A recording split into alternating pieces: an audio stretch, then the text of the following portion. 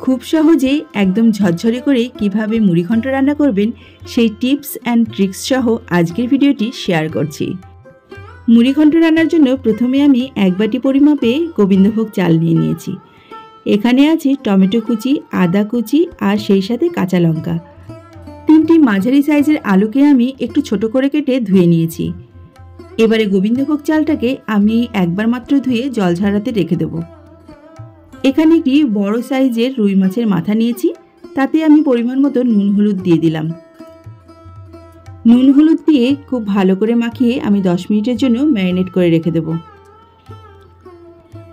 কড়াইতে খুব ভালোভাবে সর্ষের তেলটাকে গরম করে নিয়েছিলাম। এবার মাছের মাথাগুলোকে দিয়ে দিলাম।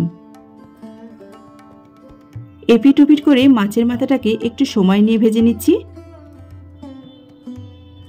ভাজা হয়ে গেছে, এবারে তুলে নিচ্ছি একটি পাত্রে। ওই তেলের মধ্যেই আমি এখন টুকরো করে রাখা আলুগুলোকে দিয়ে দিচ্ছি।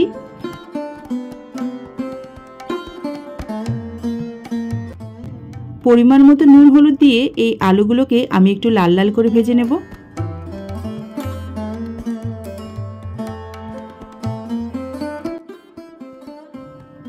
ওই তেলের মধ্যেই আমি এখন ফোড়নের জন্য দিয়ে দিলাম 2 টুকরো দারচিনি, 3-4টে লবঙ্গ, 2-3টে গোলমরিচ আর সেই সাথে অল্প পরিমাণে একটু গোটা জিরে।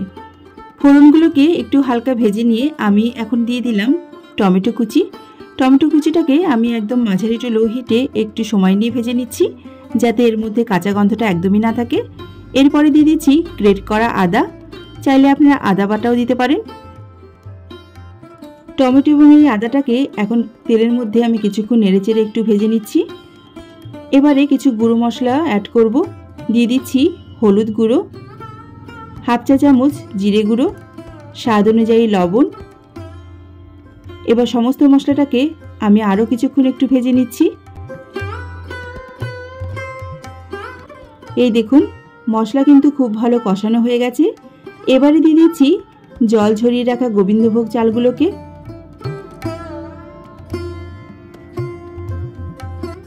গ্যাসের আঁচটাকে লো হিটে রেখে 3 থেকে 4 মিনিট আমি গোবিন্দভোগ চালটাকে এখন একটু ভেজে নিচ্ছি। মশলার সাথে এই গোবিন্দভোগ চালটা কিন্তু আস্তে আস্তে কষানো হয়ে যাবে।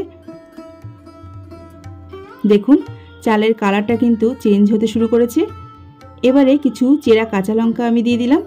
পুরো রান্নাটা আমি কাঁচা লঙ্কা দিয়েই করব, সেই জন্য কোনো রকম শুকনো লঙ্কার গুঁড়ো কিন্তু এখানে অ্যাড করিনি।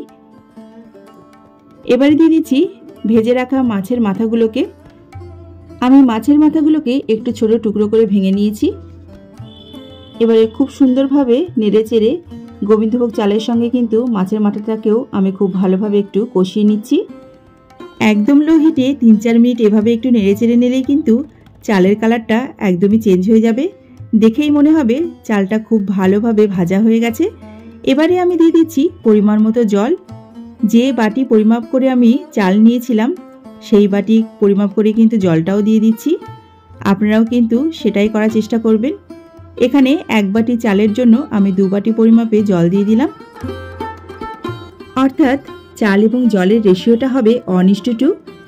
1 কাপ বা 1 বাটি পরিমাপে চাল দিলে আপনাকে 2 বাটি পরিমাণে জল দিতে হবে। তাতেই কিন্তু মুড়িঘণ্টটা একদমই ঝরঝরে হবে। আমি এখানে নর্মাল জল ইউজ করেছি, আপনারা চাইলে একটু গরম জলও দিতে পারেন। মুড়িঘণ্টের উপরে ছড়িয়ে দিলাম এখন ভেজে রাখা আলুর টুকরোগুলোকে। এবারে গ্যাসের আঁচটাকে একটু বাড়িয়ে দিয়েছি। মিডিয়াম টু হাই হিটে গ্যাসের আঁচটাকে রেখে আমি দেখুন ঝোলের জলটাকে একটু ফুটিয়ে নিলাম। এবারে আমি ঢাকা দিয়ে দিচ্ছি। 3-4 মিনিট পরে কিন্তু আমি আপনাদের সামনে ঢাকনাটা খুলে ফেলছি। দেখুন,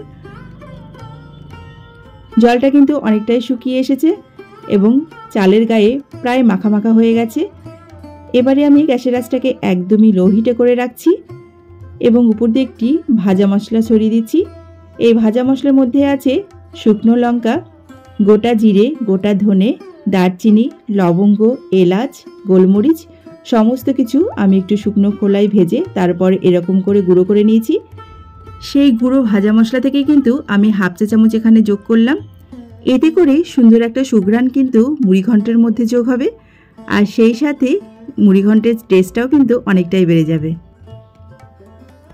1 চা চামচ পরিমাণে চিনি আমি মুড়িঘণ্টের উপর দিয়ে এখন ছড়িয়ে দিচ্ছি। হালকা একটু মিষ্টতা মুড়িঘণ্টর কিন্তু স্বাদটাকে অনেক গুণ বাড়িয়ে দেবে। অবশ্যই একটুখানি চিনি কিন্তু আপনারা যোগ করার চেষ্টা করবেন। খুব ভালোভাবে নেড়েচেড়ে এখন চিনিটাকে মিশিয়ে দিচ্ছি।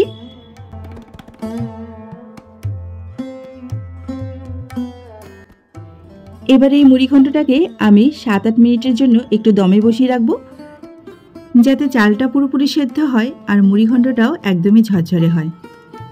ফিরে এলাম বন্ধুরা প্রায় 8 মিনিট পরে। ঢাকনাটা আপনাদেরকে খুলে দেখাচ্ছি। দেখেই বুঝতে পারছেন মুড়িঘণ্ট কিন্তু একদমই রেডি হয়ে গেছে।